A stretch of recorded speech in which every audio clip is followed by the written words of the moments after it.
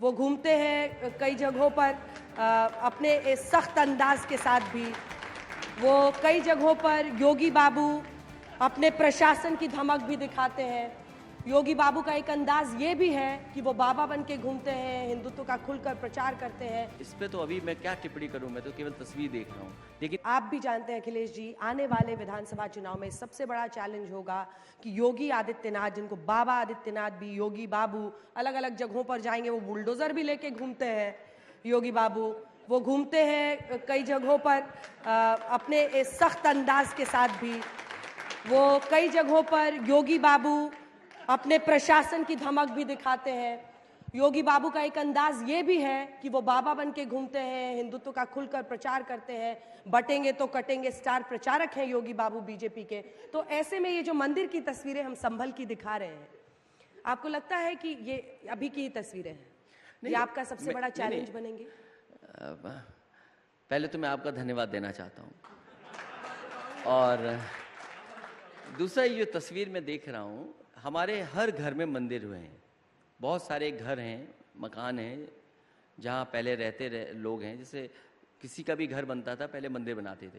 तो ये किस समय का है, कौन लोग रहते थे, इस पे तो अभी मैं क्या टिप्पणी करूं, मैं तो केवल तस्वीर देख रहा हूं। लेकिन ये घर किसका रहा होगा उस समय, या कोई बेच के चला गया, या उनका किसी और परिवार के लोगों का घर था, मैं अभी नहीं कह सकता कुछ भी।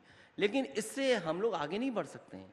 हर जगह अगर हम खोजेंगे चीज़ों को, तो उससे कहीं हम आगे नहीं बढ़ रहे हैं। अगर विकसित भारत बनना है तो हमें बहुत सारी चीज़ों में एक दूसरे का सम्मान करना पड़ेगा। सबसे बड़ी वजह आपकी जीत की 2024 में ये भी थी कि आपने स्ट्रेटेजिक प्लानिंग की, सीट बाय सीट किसको उतारना है, कांग्रेस को कहां पर उन्होंने शायद एक जगह, दो जगहों पर, अगर मैं ठीक हूं गलत होंगी तो करेक्ट कर दीजिएगा, उन्होंने एक दो ऐसे उम्मीदवार का नाम घोषित कर दिया था जो नहीं थे। आपने सब कुछ प्लानिंग किया, कमान अपने हाथ में ली। ये चैलेंज सबसे बड़ा होगा। 9 सीटों के उपचुनाव से शुरू होते हुए यहां तक पहुंची, और बताइए, उस वक्त ऐसी खबर आई कि प्रियंका जी से आपकी बात हुई और उन्होंने कहा कि हाँ ठीक है, फाइनल उनकी हामी थी। क्या सच्चाई है? आप किससे कांग्रेस में सीट शेयरिंग के लिए बात करते हैं और कैसे आप एक मजबूत फॉर्मूला निकालेंगे? देखिए, आपकी सब बातें ठीक हैं। ये पहली बार हो रहा है। आपकी सब बात ठीक थी प्रियंका जी। हाँ, और आखिरी में क्योंकि कांग्रेस के अलग अलग लीडर से अलग अलग समय पे बात हुई, वहाँ के कांग्रेस पार्टी के प्रेसिडेंट, उनसे भी बात हुई। उनके भी कुछ इश्यूज थे, उनके प्रभारी लोगों के इश्यूज थे, राहुल गांधी जी के इशू थे।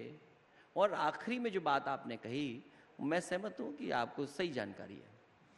चलिए, जो नंबर्स है एक जल्दी से आखिरी में दिखा देते हैं, जो कास्ट स्टैटिस्टिक्स है कि कैसे 2024 में CSDS का, ये यूपी का जो वोटिंग पैटर्न है वो दिखाता है कि इंडिया गठबंधन को और एनडीए को, दोनों के नंबर्स हैं। तो सवर्णों में तो उन्होंने बाजी मार ली, यादवों में आपने स्काई रॉकेट, और जो लास्ट में मुस्लिम है उसमें भी स्काई रॉकेट। लेकिन जो मुख्य मुकाबला रहा मुझे लगता है उसमें एक आप देख रहे हैं जाटव वोट में, दलित में भी जो डोमिनेंट है वहां पर 25-24 रहा, 56 और गैर जाटव वोट में 80 में, और कुर्मी कोयरी में आप देख रहे हैं कि 61 में फिर एनडीए बाजी मार ले जाती है। लेकिन बाय एंड लार्ज ये दिखाता है कि जाति के आधार पर जनता ने वोट किया और चुना।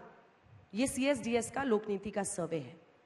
पीडीए वर्सेस हिंदुत्व एक साथ, एक है, सेफ है। कैसे आप बताएंगे कि इस लड़ाई में आप कांटे की टक्कर देंगे 27? देखिए, मैं CDS के ये ग्राफ बार ये मान लूँ मैं, जो आपने बनाया है लोकनीति CSDS, मैं सहमत हूँ जो बनाया है। तो पहला ब्लॉक छोड़ करके सब पीडीए है। हाँ, पर बावजूद इसके तो ओबीसी क्या लड़ाई बची? खत्म है मामला, लॉक कर दिया जाए। पहला बार छोड़ करके सब पीडीए है। हमें इसी पे मेहनत करनी है, और 10%, 20% उनको भी लेके आना है। 50% वो लोग आ रहे हैं हमारे साथ। पहला ब्लॉक है उसके 50% लोग हमारे साथ आ रहे हैं। अभी से बातचीत होना शुरू हो गई। हाँ, कितनी औरतों को टिकट देंगे? सॉरी, कितनी औरतों को टिकट देंगे? जो जीतने वाले होंगे सबको दूंगा। 33% शुरुआत कीजिए, पहल कीजिए। नहीं, जितनी जीतने वाली होंगी उनको दूंगा। और मैं तो आपसे कहूंगा कि बीजेपी वाले लोगों से कहा जाए और हम लोग सब मिलकर आंदोलन चलाएं कि जो महिलाओं के लिए आरक्षण उन्होंने तय किया था उसको लागू करें।